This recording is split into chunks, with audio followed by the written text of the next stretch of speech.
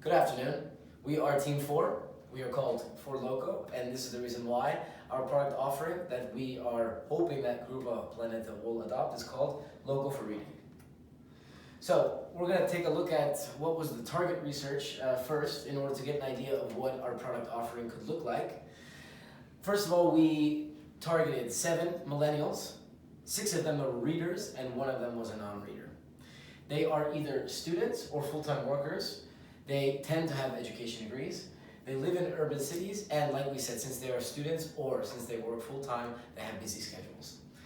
So when we were taking a look at this target research, we saw that the majority of the responders are readers, like I said, 6 out of 7, and they like to read, but they don't have enough time in the day to read as much as they would like. So ultimately, our problem statement is, our readers are millennials that work and are students and that don't have enough time during the day to read as much as they would like. So we think that we need a product offering that motivates our readers to read more. Therefore, we came up with a solution, and it's called Short Story Time, or Loco for Reading. It's going to be basically an app that can be available on your tablet or iPhone, and the idea is that it has key features such as push notifications with recommendations that ask about or that know your interests, time preferences, and agenda. That way it can make recommendations on what to read. These recommendations can come in different formats including summaries, audiobooks, full books, and or chapters of full books.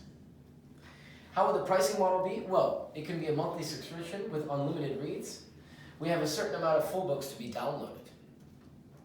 And it can also be a free service, but with advertisements. Okay, great. Well, let's take a look at how we tested this idea.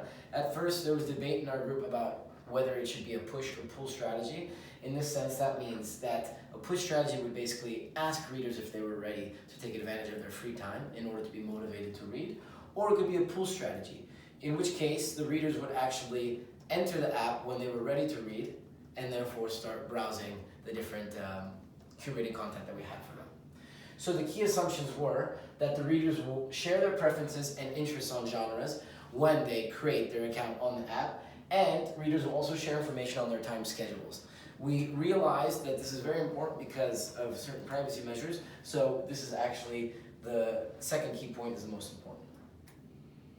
Finally, the learnings and insights. Well, 66% of our respondents said that they would prefer a push approach.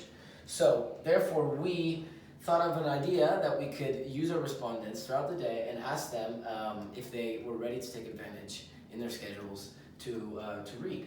And we basically sent them messages over WhatsApp, and we had curated content based on their interests, and we would ask them at that certain point in their time, after they had shared their agendas with us, if they were ready to read. So we followed this approach, and it was quite successful actually, and this is what actually concluded in our final product offering.